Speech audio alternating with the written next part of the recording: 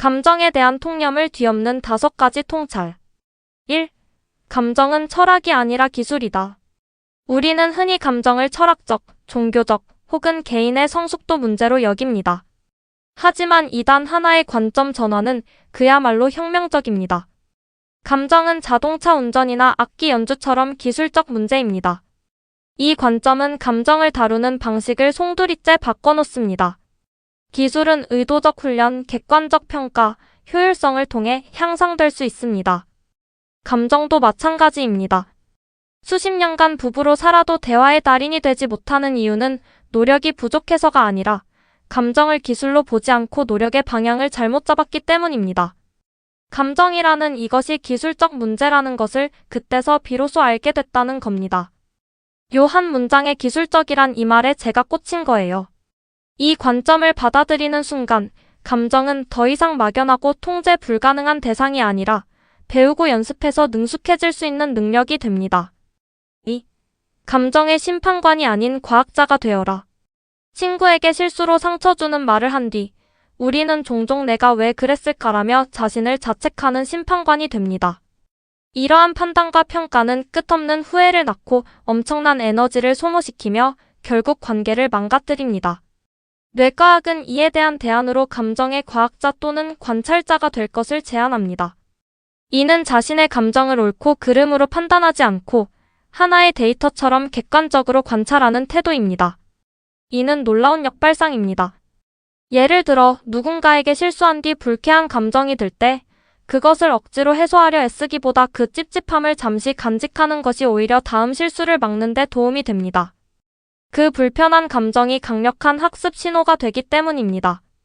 요청받지 않은 조언이나 충고를 하려는 행동 또한 대화의 주도권을 잡으려는 심판관의 태도입니다. 이러한 해결의 욕구는 상대의 현재 방식이 틀렸고 내가 더 잘 안다는 암묵적 판단에서 비롯되며 당신을 확고한 심판관의 자리에 앉힙니다. 판단을 멈추고 관찰하기 시작할 때 우리는 불필요한 에너지 소모를 줄이고 관계를 개선할 실마리를 찾을 수 있습니다. 3. 당신의 뇌는 감정을 발견하는 게 아니라 발명한다. 우리는 슬픔, 기쁨, 분노 같은 감정이 인류 보편적이며 특정 얼굴 표정으로 즉시 드러난다고 믿어왔습니다. 하지만 최신 뇌과학 연구는 이 통념을 정면으로 반박합니다. 구성주의 감정이론에 따르면 감정은 외부 자극에 대한 자동 반응이 아닙니다. 당신의 뇌를 셰프라고 상상해 보십시오. 원재료는 심장 박동, 위장의 긴장감처럼 모호한 신체 내부의 감각 내수용 감각입니다. 레시피북은 불안, 흥분과 같이 당신이 살아오며 배운 과거의 경험과 개념들입니다. 뇌는 이 원재료들을 가지고 즉석에서 레시피 하나를 골라 감정이라는 요리를 만들어냅니다. 감정은 발견되기를 기다리고 있었던 것이 아니라 그 자리에서 구성된 것입니다. 이는 감정이 문화와 언어 개념에 따라 달라질 수 있음을 의미하기에 놀라운 발견입니다. 실제로 일부 에스키모 부족에게는 분노라는 개념이 드물고 타히티 원주민에게는 슬픔이라는 개념이 존재하지 않는다고 합니다. 테니스 선수가 우승 직후 짓는 표정은 환희일까요? 고통일까요? 얼굴만 봐서는 정확히 알 수 없습니다. 상대의 감정을 정확히 알려면 섣불리 짐작하는 대신 지금 어떻게 느끼는지 구체적으로 물어보는 것이 가장 확실한 방법입니다. 4. 대화의 진짜 목적은 소통이 아니라 혜택이다. 다소 계산적으로 들릴 수 있지만 우리가 대화를 하는 궁극적인 이유는 심리적 안정, 사랑, 정보 등 무언가 혜택을 얻기 위함입니다. 그런데 왜 좋은 관계에서의 대화가 자꾸 싸움으로 번질까요? 뇌의 작동 원리 때문입니다. 뇌는 자기 자신에 대해 이야기할 때 쾌감 중추가 강하게 자극됩니다. 이 신경학적 보상은 너무나 강력해서 사람들은 때로 자신에게 치명적인 비밀까지 털어놓으며 계산된 위험을 무릅쓰기도 합니다.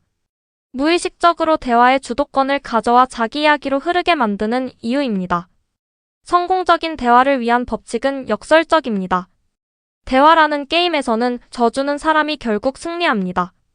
상대방이 말을 많이 하도록 주도권을 넘겨주는 사람이 자신이 원하는 심리적 안정이나 정보 같은 혜택을 얻게 됩니다. 이를 실천하는 구체적인 기술은 상대의 말에 동의하는 척하며 화제를 바꾸는 전환 에펠탑에 가셨군요. 저는 루브르에 갔었는데를 피하고 에펠탑이요? 더 이야기해주세요. 어땠어요? 그 다음엔 뭘 보셨어요? 처럼 지지적 질문을 던지는 것입니다. 지구상의 인간은 남녀로 구분하는 게 아닙니다. 지금 이야기하고 있는 사람과 내가 이야기할 차례를 기다리는 사람 두 종류 사람밖에 없습니다. 이 사실을 기억한다면 당신은 대화에서 진정한 승자가 될 수 있을 것입니다. 5. 감정의 이름을 붙이면 지배할 수 있다. 피곤하다, 짜증난다처럼 뭉뚱그려 감정을 표현하는 것은 문제를 해결하는 데 도움이 되지 않습니다. 감정 조절의 핵심 기술은 감정 입자도를 높이는 것, 즉 감정을 구체적인 단어로 세분화하고 정확히 이름을 붙이는 것입니다. 피곤하다고 느끼는 감정의 진짜 이름이 수면 부족으로 인한 신체적 고단함인지, 반복되는 업무에 대한 권태감인지, 혹은 해결되지 않는 문제에 대한 무력감인지 구별하는 것입니다. 이처럼 감정의 구체적인 이름을 붙이는 행위는 뇌의 전두엽 피질, 즉 이성적 통제를 담당하는 실행본부를 활성화시킵니다. 감정 처리가 즉각적으로 반응하는 변연계에서 벗어나 의식적인 분석과 조절이 가능한 영역으로 넘어오는 것입니다. 이것은 감정의 과학자가 사용하는 핵심적인 기술입니다. 마치 다양한 감정을 수집하는 감정의 박물관을 만들듯 자신의 감정 어휘를 풍부하게 만드는 노력을 통해 우리는 감정의 압제에서 벗어날 수 있습니다. 당신의 감정에게 질문을 던질 시간. 이 5가지 통찰은 서로 맞물려 감정 숙달을 위한 완벽한 시스템을 이룹니다. 감정을 통제 불가능한 힘이 아닌 훈련 가능한 기술로 인식하는 순간일, 우리는 감정을 판단하는 심판관이 아닌 분석하는 과학자의 태도를 취할 수 있게 됩니다. 이러한 과학적 접근이 가능한 이유는 우리의 뇌가 감정을 있는 그대로 발견하는 것이 아니라 과거의 개념을 통해 능동적으로 발명하기 때문이며, 이 구성 과정에 개입하는 가장 강력한 도구가 바로 감정의 이름을 붙이는 것입니다. 그리고 이 모든 기술이 가장 치열하게 필요한 전쟁터가 바로 궁극적 혜택을 얻기 위한 대화의 장입니다. 감정이란 더 이상 미지의 힘이 아닙니다. 배우고 훈련하여 능숙하게 다룰 수 있는 우리의 능력입니다. 감정에 대한 질문 10개 풀어보겠습니다. 1. 감정을 사회적, 정서적 문제가 아닌 기술적 문제로 봐야 한다고 주장하는 이유는 무엇입니까? 감정을 기술적 문제로 봐야 하는 이유는 자동차 운전이나 악기 연주처럼 의도적 훈련을 통해 향상될 수 있기 때문입니다. 계획적으로 훈련하고 결과를 평가하며 개선 정도를 측정하는 기술적 접근법을 적용할 때 비로소 감정을 능숙하게 다룰 수 있게 됩니다. 반면 막연한 정서적 노력만으로는 수십 년을 노력해도 실질적인 발전을 이루기 어렵습니다. 2. 감정 능력의 5가지 구성 요소인 눌러 모델에 대해 약술하시오. 눌러 모델은 감정을 효과적으로 다루기 위한 5가지 핵심 기술입니다. 인식하기, 자신과 타인의 감정 상태를 알아차리는 능력. 이해하기, 감정의 원인과 결과를 파악하는 능력. 이름 붙이기, 감정에 정확한 단어를 부여하는 능력. 표현하기, 감정을 상황에 맞게 전달하는 능력. 조절하기, 감정을 관리하여 목표 달성에 도움이 되도록 하는 능력입니다. 3. 감정의 심판관이 되는 것과 감정의 과학자가 되는 것의 차이점은 무엇이며 왜 과학자가 되어야 한다고 주장합니까? 감정의 심판관은 자신의 감정에 대해 옳고 그름을 판단하고 비판하며 후회와 억압으로 이어지는 태도입니다. 반면 감정의 과학자는 감정을 비판 없이 객관적으로 관찰하고 분석하여 그 원인과 정보를 파악하려는 태도입니다. 과학자의 관점을 가질 때 감정의 노예가 되는 대신 감정이 주는 정보를 활용하는 주인이 될 수 있습니다. 4. 리사 펠드먼 베럿의 구성주의적 감정. 이론은 인류 공통의 감정이 존재한다는 기존의 보편적 감정 이론과 어떻게 다릅니까? 기존의 보편적 감정 이론은 분노, 슬픔 같은 감정이 인류 공통의 뇌, 회로와 표정을 가진 채 선천적으로 탑재되어 있다고 봅니다. 반면 베럿의 구성주의 이론은 감정이 뇌에 미리 정해진 것이 아니라 매 순간 신체 내부의 감각과 과거 경험으로 형성된 개념을 사용해 뇌가 능동적으로 구성하는 것이라고 주장합니다. 따라서 감정은 문화와 개인에 따라 다를 수 있습니다. 5. 내수용 감각은 무엇이며 감정 형성 과정에서 어떤 핵심적인 역할을 합니까? 내수용 감각은 혈당 호르몬, 심장 박동 등 우리 몸 내부의 생리적 상태에 대한 뇌의 감각입니다. 이 감각은 감정의 핵심 원재료가 되는 쾌감, 불쾌감, 흥분, 차분함과 같은 막연한 정동 상태를 만들어내며 뇌는 이 원재료를 개념을 통해 해석하여 구체적인 감정을 구성합니다. 6. 과학자들이 감정의 가장 단순한 기원으로 보는 정동의 두 가지 핵심 차원인 감정가와 각성에 대해 설명하시오. 정동은 감정의 바탕이 되는 핵심 느낌 상태로 두 가지 차원으로 구성됩니다. 감정가는 유쾌함에서 불쾌함에 이르는 쾌불쾌의 차원을 의미하며 각성은 신체가 활성화된 정도, 즉 높은 에너지 흥분, 긴장 상태에서 낮은 에너지 차분, 이완 상태에 이르는 차원을 의미합니다. 7. 감정의 진화적 기원은 약 5억 5천만 년 전 좌우대칭 동물에서 시작되었다고 보는 이유는 무엇입니까? 이들이 방사대칭 동물과 다른 핵심적인 차이는 무엇입니까? 좌우대칭 동물은 몸의 앞뒤가 정해져 있어 먹이를 찾아 움직이는 조종 능력이 필요했습니다. 이 때문에 외부 자극을 자신에게 이로운 좋은 것 접근 대상과 해로운 나쁜 것 회피 대상으로 구분해야 했고 이것이 감정의 가장 원시적인 형태인 감정가의 기원이 되었습니다. 반면 한 곳에 머무르는 방사대칭 동물은 이런 구분이 필요 없었습니다. 8. 감정 진화의 세 가지 주요 단계를 설명하고 각 단계가 어떻게 연결되는지 서술하시오. 첫 번째 단계는 통증 조절로 해로운 자극을 피하려는 가장 근본적인 반응입니다. 두 번째 단계는 접근과 회피로 통증 손실과 쾌감 이득을 계산하여 행동을 결정하는 더 정교한 단계입니다. 세 번째 단계는 내장신경, 특히 미주신경의 발달로 몸 전체의 상태를 통합하고 교감 부교감 신경 조절을 통해 복잡한 사회적 상호작용과 정교한 감정 조절을 가능하게 합니다. 9. 효과적인 대화를 위해 사실, 감정, 의미의 세 단계를 구분해야 하는 이유는 무엇이며 이 구분이 왜 중요한가요? 사람들은 종종 다른 차원에서 대화하기 때문에 갈등이 발생합니다. 한 사람은 객관적 사실을 말하는데 다른 사람은 주관적 감정으로 반응하면 소통이 불가능해집니다. 따라서 먼저 사실관계에 대해 서로 확인하고 사실 단계, 그 다음 각자의 감정을 공유하며 감정 단계, 마지막으로 문제 해결과 미래에 대한 의미를 논의하는 단계적 접근은 오해를 줄이고 생산적인 대화를 가능하게 합니다. 10. 여러 출처에서 공통적으로 강조하는 언어와 개념이 감정을 조절하고 세분화하는데 어떻게 기여하는지 설명하시오. 언어는 막연한 신체 상태를 구체적인 감정으로 만드는 개념을 제공합니다. 짜증난다처럼 뭉뚱그려 표현하는 대신 실망스럽다, 불안하다, 억울하다 등 정확한 단어로 감정의 이름을 붙이면 감정의 원인을 더 명확히 파악하고 대뇌피질을 활성화하여 효과적으로 조절할 수 있게 됩니다. 언어는 감정을 비언어적 반응에서 언어적 분석의 차원으로 끌어올리는 도구입니다. 1. 감정은 기술적 문제다. 감정 문제는 철학적, 종교적, 명상적 차원에서 접근하려는 경향이 강했으나 이는 노력의 방향이 잘못되었음을 시사한다. 감정을 기술적 문제로 정의할 때 다음과 같은 특성이 파생된다. 의도적 훈련, 자동차 운전이나 악기 연주처럼 감정 조절 능력 역시 사려 깊게 계획된 훈련을 통해 향상될 수 있다.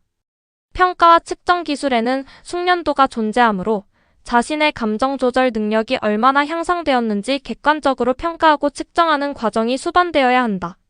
예를 들어 대화 후 체온을 측정하여 교감신경의 흥분도를 평가하는 것이 가능하다. 달인과 전문가 기술의 영역이므로 감정을 다루는 데 있어 달인이나 전문가 수준에 도달하는 것이 가능하다. 이는 단순히 착한 사람이나 현명한 사람과는 다른 개념이다. 감정이 기술적인 문제라는 것을 그때서 비로소 알게 됐다는 겁니다. 기술적인 문제는 의도적으로 훈련을 해야죠. 기술이라면 등급이 있게 되는 겁니다. 달인이 있고 전문가가 있는 겁니다. 2. 감정과학자의 관점, 심판관에서 관찰자로 감정을 다룰 때 흔히 저지르는 실수는 스스로 심판관이 되어 자신의 감정이나 행동을 평가하고 후회하는 것이다. 이는 과도한 에너지 소모와 대인관계 기피로 이어진다.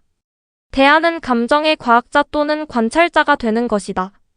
심판관 자신의 감정을 옳고 그름으로 판단하며 실수에 대해 가혹하게 자책한다. 이는 후회라는 감정을 낳고 문제 해결을 방해한다.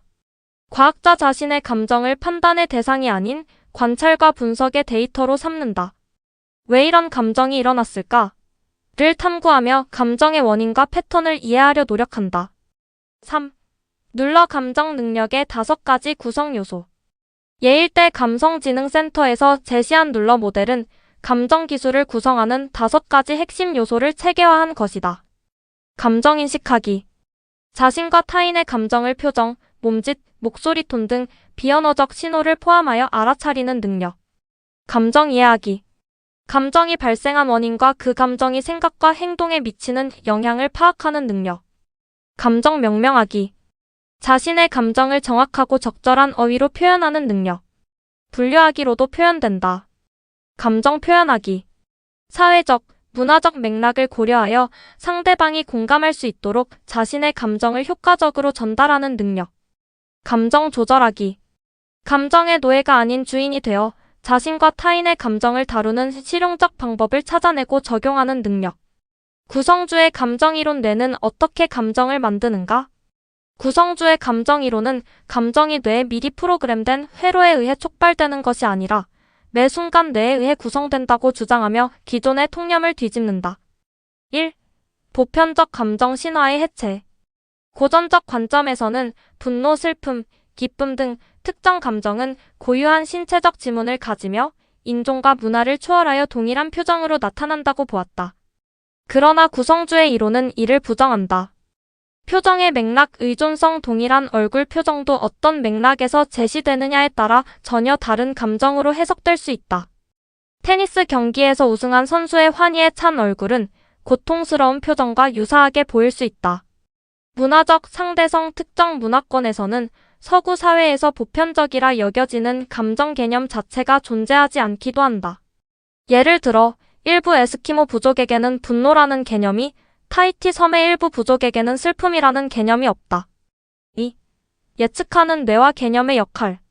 우리 뇌는 외부 자극에 수동적으로 반응하는 기관이 아니라 과거의 경험을 바탕으로 끊임없이 다음 순간을 예측하는 예측기계이다. 감정 역시 이러한 예측 과정의 산물이다. 예측과 시뮬레이션 뇌는 감각 데이터가 입력되기 전에 과거 경험의 요약본인 개념을 사용해 세상을 시뮬레이션하고 예측한다. 감정은 이 예측이 너무나 신속하게 일어나기 때문에 마치 반사적인 반응처럼 느껴질 뿐이다. 개념의 기능 개념은 개별적인 경험들의 공통된 특성을 추출한 다중 감각적 요약본이다. 뇌는 이 개념을 이용해 감각 입력의 의미를 부여한다. 얼룩덜룩한 이미지를 보고 꿀벌이라는 개념이 주어지면 그 후로는 그 이미지를 꿀벌 외에 다른 것으로 보기 어렵게 되는 것과 같은 원리다. 3. 감정의 구성 요소 내수용 감각과 정동. 감정은 다음의 핵심 요소들로 구성된다. 1. 내수용 감각, 심박수, 호흡, 체온, 혈당 등 신체 내부 장기들의 상태에 대한 뇌의 표상이다. 이는 감정의 원재료가 되며 신체 예산의 상태를 반영한다. 2. 정동 내수용 감각에서 비롯된 가장 기본적인 느낌의 상태. 2가지 차원으로 구성된다. 감정과 쾌 또는 불쾌의 차원. 각성 흥분, 활성화 또는 차분, 비활성화의 차원. 3. 개념 뇌는 정동 상태를 경험할 때 과거 경험과 학습을 통해 얻은 분노, 기쁨, 불안 등의 감정 개념을 적용하여 특정 감정으로 구체화한다. 4. 감정 입자도와 언어의 중요성. 감정을 얼마나 세밀하고 정확하게 구분하여 인식하고 표현하는가를 감정 입자도라고 한다. 낮은 입자도 모든 불쾌한 감정을 기분 나쁘다 또는 짜증난다와 같이 뭉뚱그려 표현하는 경우. 이는 감정의 원인을 파악하고 대처하는 것을 어렵게 만든다. 높은 입자도 불쾌한 감정을 실망스러운, 불안한, 좌절한, 죄책감을 느끼는 등으로 구체적으로 명명하는 경우. 정확한 명명은 뇌가 더 효과적인 대처 방안을 예측하고 실행하도록 돕는다. 언어의 역할. 언어는 감정 개념을 학습하고 공유하는 핵심 도구다. 풍부한 감정 어휘를 아는 것은 높은 감정 입자도를 갖추는 데 필수적이다. 감정의 진화적 기원. 감정은 추상적인 정신 현상이 아니라 5억 5천만 년 전 동물의 생존 투쟁 과정에서 진화한 구체적인 생리적 메커니즘에 뿌리를 두고 있다. 1. 생존을 위한 조종과 선택. 감정의 기원은 스스로 움직이며 먹이를 탐색하고 위험을 피해야 했던 좌우대칭 동물에서 찾을 수 있다. 한 곳에 머물며 먹이를 기다리는 방사대칭 동물 해파리, 말미잘 등과 달리 이들은 이동 방향을 결정하기 위해 주변 자극이 자신에게 좋은 겉접근 대상인지 나쁜 겉회피 대상인지 구분해야 했다. 이 원초적인 좋고 나쁨의 구분이 바로 감정가의 기원이다. 2. 생존 반응의 3단계 진화. 위협에 직면했을 때 다세포 동물의 생존 반응은 다음과 같은 순서로 진화했다. 1. 멈춤 가장 원시적이고 기본적인 생존 전략. 포식자의 눈에 띄지 않기 위해 얼어붙는 반응이다. 2. 접근과 회피 멈춤 상태가 해제된 후 나타나는 능동적 반응. 자신에게 이득이 되면 접근하고 손해가 되면 회피한다. 진화적으로 대부분의 동물은 피식자였기 때문에 회피 반응이 압도적으로 많다. 3. 사회적 유대 포유류, 특히 인간에게서 고도로 발달한 단계. 미주신경의 일부가 목소리, 얼굴 표정 등 사회적 소통을 관장하는 기관과 연결되면서 불안과 회피 반응을 억제하고 타인과 안전하게 상호작용하며 사회를 구성할 수 있게 되었다. 언어는 2단계의 핵심적인 산물이다. 3. 신체 예산과 항상성. 뇌의 가장 근본적인 임무는 생명 유지를 위해 신체의 에너지 자원, 즉 신체 예산을 효율적으로 관리하는 것이다. 신체 예산의 역할 건강한 음식, 충분한 수면, 규칙적인 운동은 신체 예산을 흑자로 유지하는 핵심 요소다.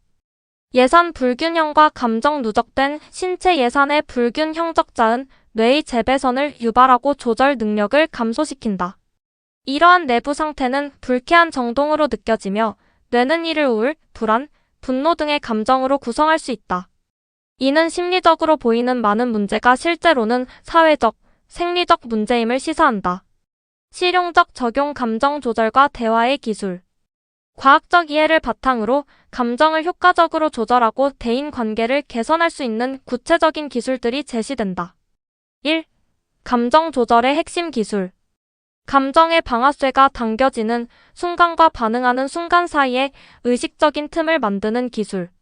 이 멈춤의 순간이 모든 조절의 시작점이다.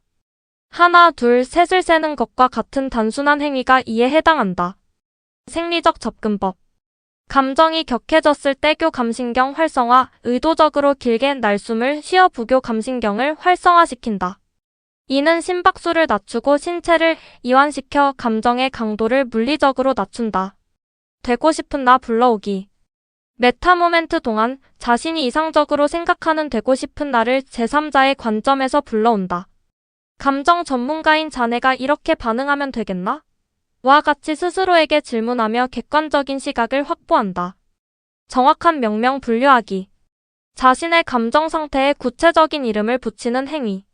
화가 난다가 아니라 부당한 대우에 분노를 느낀다 또는 계획이 틀어져서 좌절감을 느낀다와 같이 명명하면 뇌의 전두엽이 활성화되어 문제 해결 모드로 전환된다. 2. 기술적 접근으로서의 대화법. 대화는 감정 교류의 최전선이며 기술적 접근을 통해 성공률을 획기적으로 높일 수 있다. 대화의 목적인식 모든 대화에는 심리적 안정, 사랑, 정보, 도움 등 얻고자 하는 혜택이 있다. 이 목적을 잇는 순간 대화는 논쟁이나 자기주장으로 변질된다. 대화의 3단계 프로토콜 갈등 상황에서는 다음의 3단계 프로토콜을 합의하고 진행하는 것이 효과적이다. 1. 사실 단계 일어난 사건을 객관적으로 나열하고 상호 확인한다. 2. 감정 단계 사실에 대해 각자가 느낀 감정을 솔직하게 공유한다. 3. 의미 단계 이 사건과 감정이 우리 관계에 어떤 의미를 갖는지 논의하고 해결책을 모색한다. 주도권의 역설 대화 게임의 법칙은 스포츠와 정반대다. 상대방이 이기도록 더 많이 말하도록 해주는 사람이 궁극적으로 승리한다. 상대가 충분히 감정을 해소하고 존중받는다고 느낄 때 내가 원하는 혜택을 기꺼이 제공하게 된다. 자기 언급의 함정 나는, 내 생각에는 등 자기 자신에 대해 이야기하는 행위는 뇌의 쾌감 중추를 자극한다. 이 쾌감 때문에 사람들은 자기도 모르게 대화의 주도권을 가져오려 하고 심지어 자신에게 불리한 비밀까지 털어놓게 된다. 의식적으로 나라는 주어를 최소화해야 한다. 지지대 전환 상대방의 이야기에 그러나, 그런데와 같은 전환어를 사용하는 것은 대화의 흐름을 자신에게로 가져오려는 시도다. 대신 그리고 그 다음은 어떻게 됐어? 와 같은 지지어를 사용하여 상대방이 계속해서 이야기를 이어나가도록 격려해야 한다. 두 아나운서가 감정의 발견 도서를 분석합니다. 혹시 감정 때문에 쩔쩔매면서 나는 왜 이렇게 감정 조절이 잘 안 될까? 이렇게 자책해 본 적 있으신가요? 네. 마치 처음 운전대 잡았을 때 차가 막 마음대로 안 되는 것처럼요. 근데 어쩌면 우리가 감정에 대해 당연하게 생각했던 것들이 실제랑은 좀 다를 수도 있거든요. 네, 그렇죠. 이번 심층 분석에서는 저희가 같이 본 흥미로운 자료들, 통찰을 바탕으로 감정의 세계를 좀 새롭게 탐험해 보려고 합니다. 네. 감정을 다루는 기술 이야기부터 감정이 우리 안에서 만들어진다는 약간 놀라운 관점까지요. 한번 파헤쳐 볼 텐데 아마 감정에 대한 이해를 좀 한 차원 높이고 실제적인 변화를 위한 단서도 찾을 수 있지 않을까 싶습니다. 그렇습니다. 이번 탐구의 목표는 이 감정이라는 복잡한 현상을 좀 더 명확하게 이해하는 거고요. 그리고 궁극적으로는 감정에 막 휘둘리는 대신에 이걸 좀 더 잘 관리하고 활용할 수 있는 그런 구체적인 실마리를 찾아보는 데 있습니다. 네, 감정이 그냥 단순한 느낌, 그 이상이라는 거죠. 우리가 배우고 분석하고 심지어 어느 정도는 설계할 수도 있는 대상이다. 이런 관점에 좀 주목하면서 이야기를 풀어가 보죠. 좋습니다. 그럼 첫 번째 핵심 관점부터 시작해 볼까요? 감정은 기술이다. 이 시각인데요. 어린 시절에 막 따돌림 겪고 힘들었을 때 삼촌이 딱 한 마디 물어본 거. 마크, 기분이 어때? 이게 인생을 바꿨다. 근데 단순히 질문 자체가 아니라 그 안에 담긴 진심으로 들어주는 태도. 이게 핵심이었던 것 같아요. 바로 그 지점이죠. 나중에 가서 깨달았다고 하잖아요. 감정이 무슨 철학이나 종교 이런 게 아니라 아주 구체적인 기술적 문제다. 기술적 문제요. 네, technical problem. 이 관점의 전환이 진짜 중요해요. 이걸 기술로 보면 접근 방식 자체가 달라지거든요. 기술은 아시겠지만 의도적으로 훈련해서 배우고 또 평가해서 개선하고 효율성도 높일 수 있는 거잖아요. 어쩌면 우리가 감정 조절에 자꾸 실패하는 이유가 감정을 아예 배워야 할 기술로 진지하게 접근하지 않았기 때문일 수 있다. 뭐 이런 통찰인 거죠. 아, 약간 자동차 운전이나 악기 연주처럼요? 처음엔 당연히 서툴지만 꾸준히 연습하고 피드백 받으면 누구나 어느 정도는 잘하게 되잖아요. 그럼 감정 조절 능력도 그렇게 연마할 수 있다는 건가요? 와, 감정에도 달인이 될 수 있다니 좀 신선한데요? 정확합니다.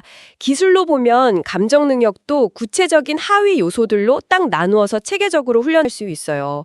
그 모델이 바로 그건데요. 5가지 핵심 기술 앞글자를 딴 약자죠.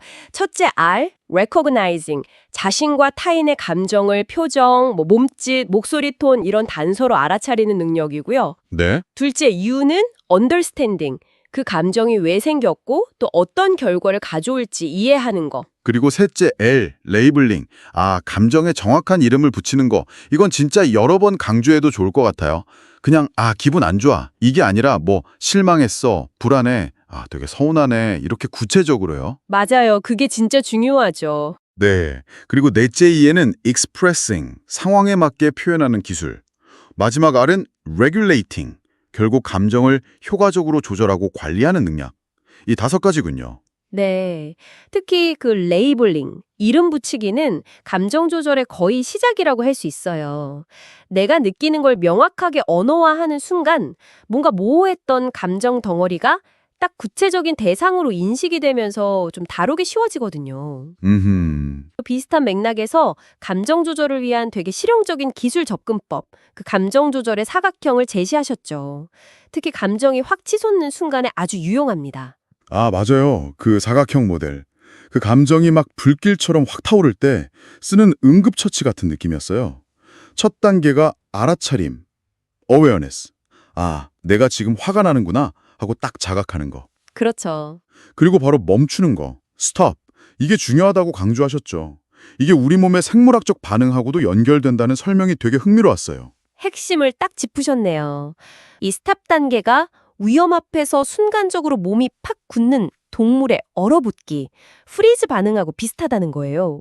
아, 얼어붙기 반응이요? 네, 즉각적인 반응을 잠깐 보류하고 상황 파악하려는 본능적인 메커니즘을 활용하는 거죠. 격한 감정이 막 밀려올 때 일단 물리적으로든 생각으로든 멈춤 버튼을 누르는 게 다음 단계로 가기 위한 필수적인 첫걸음이 셈이에요. 이 짧은 멈춤이 감정의 노예가 되지 않을 결정적인 시간을 벌어주는 거죠. 아, 그렇군요. 그 다음 단계가 숨쉬기, breathe.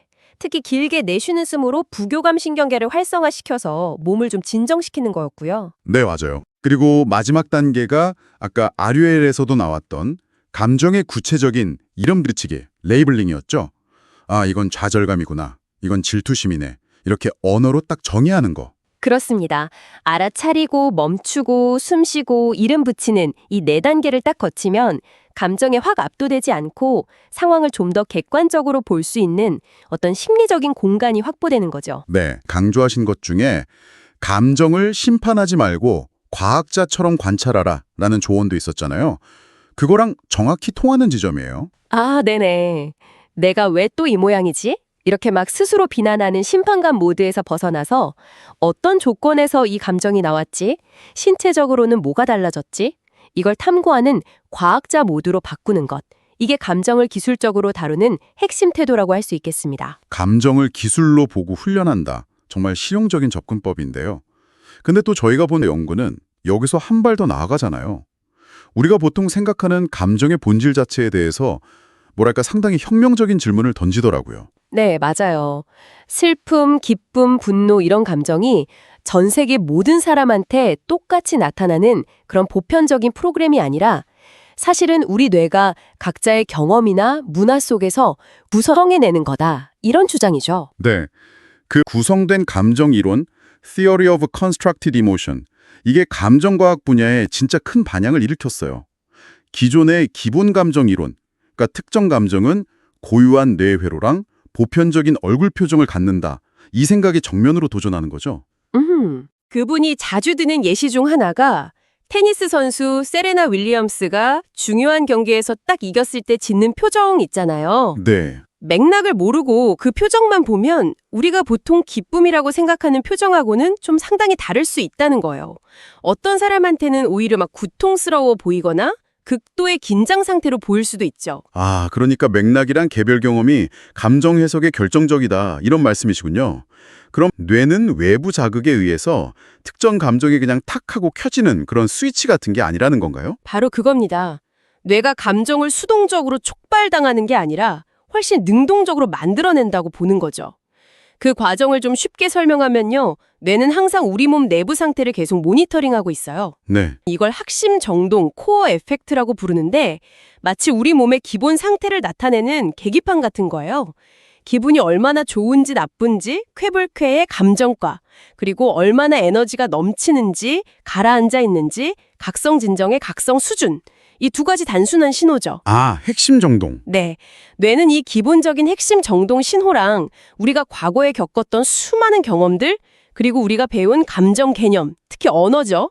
이걸 다 종합해서 지금 이 느낌이 과거의 어떤 상황과 가장 비슷한가, 이걸 끊임없이 예측하고 거기에 가장 적절하다고 판단되는 감정 라벨, 예를 들면 기쁨, 슬픔, 분노 같은 걸 붙여서 의미를 부여하면서 감정을 구성한다는 겁니다. 와, 그러니까 그 유명한 심리 실험 있잖아요.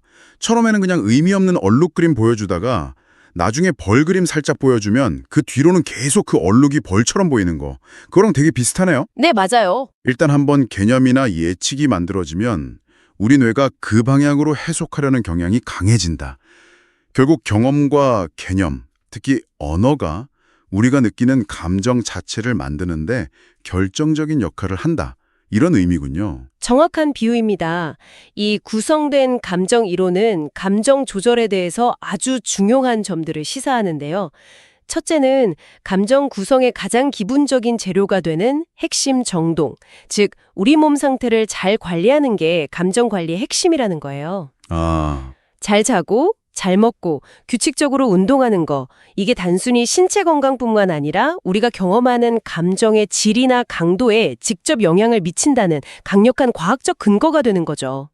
흔히 몸이 안 좋으면 기분도 별로라고 하잖아요. 바로 이 때문입니다. 와, 진짜 공감되네요.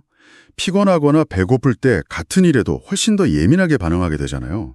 맞아요. 결국 꾸준한 자기 돌봄, 그러니까 신체 예산, 바디 버젯 관리가 감정 관리의 출발점이다. 이 말씀이시네요. 그럼 두 번째 시사점은 뭔가요? 두 번째는 감정을 정확하고 좀 세분화된 언어로 표현하는 능력, 즉 정서 입자도를 높이는 게 중요하다는 점입니다. 정서 입자도요? 네, 그냥 짜증나 이렇게 뭉뚱그려 표현하는 대신에 예를 들어 상사의 피드백에 좀 실망했고 약간 억울하기도 하다라거나 발표를 앞두고 있어서 불안하고 초조하다와 같이 자기 상태랑 감정을 구체적이고 섬세하게 이름 붙이는 연습이 필요하다는 거죠. 네. 정서 입자도가 높을수록 자기 감정을 더 명확하게 인식하고 원인도 파악하고 결과적으로 더 효과적으로 대처하고 조절할 수 있게 됩니다. 아, 그래서 다양한 감정업이나 복잡한 인간 심리를 묘사하는 소설 같은 문학작품 읽는 게 정서 입자도 높이는 데 도움이 될 수 있다. 이런 얘기도 나오는 거군요. 네, 그렇습니다. 결국 관점은 우리가 감정의 희생자가 아니라 우리 몸 상태를 잘 돌보고 감정 어휘를 풍부하게 하고 경험을 능동적으로 해석하면서 감정 경험의 어떤 레시피를 어느 정도는 바꿀 수 있다. 이런 희망을 주는 것 같아요. 맞습니다. 감정이 미리 딱 정해진 프로그램이 아니라 뇌가 매 순간 예측하고 구성하는 결과물이라면 우리는 그 과정에 적극적으로 개입할 여지가 생기는 거죠. 신체 예산을 잘 관리하고 감정 개념을 풍부하게 배우고 현재 상황을 재해석하는 훈련을 통해서 감정 경험 자체를 더 건강하고 풍요롭게 만들어갈 수 있다. 이런 가능성을 열어주는 겁니다. 자, 그렇다면 이렇게 감정을 기술로 보고 훈련하는 관점, 또 감정이 우리 안에서 만들어진다는 관점, 이걸 이해하는 게 실제 생활, 특히 다른 사람들하고의 대화라는 실전 무대에서는 어떻게 적용될 수 있을까요? 대화 역시 감정처럼 좀 기술적으로 접근해야 불필요한 오해나 실패를 줄일 수 있다고 강조하셨어요. 특히 많은 사람들이 무심코 저지르는 호응의 함정, 이 지적이 되게 기억에 남습니다. 네, 그거 아주 흔하게 나타나는 현상이죠. 예를 들어 상대방이 얼마 전에 파리 여행 가서 에펠탑 야경 봤는데 진짜 황홀했어. 이렇게 신나서 얘기하는데 듣는 사람이 나도 예전에 유럽 갔을 때 로나 콜로세움 가봤는데 진짜 웅장하더라.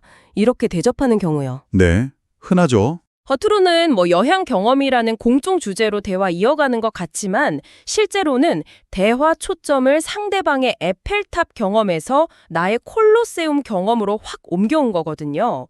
이걸 전환 반응, 시프트 리스폰스라고 부릅니다. 전환 반응. 네, 진짜 의미의 호응, 그러니까 지지 반응은 상대방 이야기에 머무르면서 우와, 에펠탑 야경 황홀했다니 좀 더 자세히 얘기해줘. 어떤 점이 특히 인상 깊었어? 처럼 상대방이 자기 경험이랑 감정을 충분히 펼쳐놓도록 돕는 거예요. 아, 듣고 보니 정말 그러네요. 저도 모르게 대화 주도권을 제 이야기로 가져오려고 했던 순간들이 막 떠오르는데요. 나라는 단어를 의식적으로 줄이고 그러나 그런데 같은 전환 접속사 대신 그리고를 쓰라는 조언도 있었죠. 네. 근데 이게 참 어려운 게 자기 이야기할 때 뇌의 쾌감 중추, 그 보상 회로가 활성화된다면서요. 맞아요. 본능적으로 내 이야기를 하고 싶은 강한 유혹이 있는데 이걸 의식적으로 누르고 상대방 이야기에 집중하는 게 현실적으로 얼마나 가능할까요? 좀 이상적인 조언 아닌가 싶기도 하고요. 그거 아주 중요한 질문입니다. 말씀하신 것처럼 자기 이야기할 때 느끼는 즐거움은 생물학적인 기반이 있어서 지지 반응 실천하는 게 쉽지 않은 게 사실이에요. 그렇죠. 그래서 필요한 게 바로 대화의 목표를 의식적으로 좀 재설정하는 훈련입니다. 대화 목표를 그냥 내 기분 풀기나 내 의견 관찰하기 이게 아니라 이 대화를 통해 내가 궁극적으로 얻고 싶은 것, 예를 들면 상대방의 정보라든지 좋은 관계 형성이라든지 문제 해결을 위한 협조 같은 거, 이걸 얻어내기로 명확히 설정하는 거죠. 좀 역설적으로 들릴 수 있는데 내가 원하는 장기적인 혜택을 얻으려면 단기적으로는 상대방이 대화에서 만족감을 느끼고 충분히 자기 이야기를 하도록, 즉 상대방이 대화에서 이기도록 도와야 한다는 그런 전략적 사고가 필요합니다. 아하, 그러니까 강장은 내 이야기를 못해서 좀 답답해도 상대방이 충분히 존중받고 이해받는다고 느끼게 만들어야 결국 나한테도 이로운 결과, 호감이나 신뢰, 원하는 정보나 도움 같은 게 돌아온다는 거군요. 와, 대화를 약간 장기적인 투자나 전략 게임처럼 보는 관점이네요. 그렇죠. 또 갈등 상황에서는 대화 단계를 사실, 감정, 의미, 이 순서로 진행하는 프로토콜을 정하는 것도 혼란을 줄이는 기술적인 방법이라고 하셨죠. 그렇습니다. 감정이 격해지기 쉬운 좀 민감한 대화에서 특히 유용한 구조와 방법인데요. 첫 단계에서는 오직 일어난 사실, 팩트에 대해서만 객관적으로 합의를 시도하고요. 네. 그 다음 단계에서는 그 사실에 대해 각자가 느꼈던 감정, 이모션을 나전달법, 아이메시지 써서 비난 없이 솔직하게 표현하는 거죠. 네가 약속 어겨서 화났어. 이게 아니라 약속이 안 지켜졌을 때 나는 좀 무시당한 기분이 들고 실망스러웠어. 처럼요. 아, 나전달법? 네. 그리고 마지막 단계에서는 이 사건이 각자에게 어떤 의미를 가지는지, 그래서 앞으로 어떻게 관계를 개선하고 싶은지 이걸 좀 건설적으로 이야기하는 순서를 따르는 거예요. 이렇게 단계를 나누면 사실, 감정, 해석이 막 뒤엉켜서 싸움 커지는 걸 좀 막는 데 도움이 됩니다. 여기서도 아까 이야기 나누는 그 감정을 정확히 이름 붙이는 능력, 레이블링이나 그래뉴러릴리, 이게 진짜 결정적이겠네요. 특히 감정 단계에서요. 네, 맞아요. 표정이나 몸짓 같은 비언어적 신호만으로는 전달하기 어려운 미묘하고 복잡한 감정들, 한 20% 정도 된다고 했나요? 그런 건 반드시 정확한 언어를 통해 표현하고 확인해야 오해를 줄일 수 있으니까요. 척하면 척 알아듣겠지 이런 기대가 얼마나 위험한지 다시 한번 생각하게 되네요. 정확합니다. 비언어적 신호는 빠르고 직관적이긴 한데 특히 관계가 가깝고 사안이 복잡할수록 그것만으로는 충분하지 않아요. 오히려 오해를 증폭시킬 수도 있죠. 감정을 기술로 인식하고 그게 구성되는 과정을 이해하고 정서 입자도를 높이고 또 대화 프로토콜 같은 구체적인 도구를 활용하는 꾸준한 연습, 이게 필요한 이유입니다. 네, 오늘 저희가 이렇게 감정을 기술로 보고 체계적으로 훈련해야 한다는 실용적인 관점, 그리고 또 감정이 우리의 몸 상태, 과거 경험, 사용하는 언어라는 재료를 통해서 뇌에서 능동적으로 만들어진다는 혁신적인 관점까지 함께 탐구해봤습니다. 네. 두 관점이 접근 방식은 좀 다르지만 결국 감정에 대한 우리의 이해를 깊게 하고 스스로 감정을 조절할 수 있는 힘, 뭐랄까 주체성, 에이전시를 키울 수 있는 구체적인 길을 제시한다는 점에서 맞닿아 있는 것 같습니다. 네, 핵심은 결국 감정이 우리가 속수무책으로 당해야만 하는 그런 불가사의한 힘이 아니라 우리가 배우고 관리하고 섬세하게 조율하면서 어느 정도는 의도적으로 만들어갈 수도 있는 대상이다. 이런 인식의 전환인 것 같아요. 네. 당장 실천해 볼 수 있는 것들도 많잖아요. 격한 감정이 올라올 때 일단 멈추고 숨 쉬는 연습, 또 자기 미묘한 감정 변화에 정확한 이름을 붙여보는 습관, 그리고 대화할 때 상대방이 충분히 말하게 돕는 그런 전략적 경청 같은 것들이죠. 그렇죠. 바로 지금 이 순간 우리의 몸 상태, 우리가 세상을 이해하는 방식, 그리고 사용하는 언어에 의해서 끊임없이 새롭게 만들어지고 있다는 것. 오늘 함께 나눈 이야기들을 거울 삼아서 앞으로 우리 내면의 풍경인 이 감정 세계를 어떻게 더 풍요롭고 건강하게 가꾸어 나갈지 한 번쯤 깊이 고민해 볼 만한 질문이 아닐까 싶습니다. 네, 그렇습니다. 네, 오늘 심층 분석은 여기까지입니다. 여러분의 지적 호기심에 작은 불꽃을 지피고 또 일상에 적용해 볼 만한 아하 하는 통찰을 드렸기를 바랍니다. 다음에 또 흥미로운 지식 탐험으로 다시 찾아뵙겠습니다.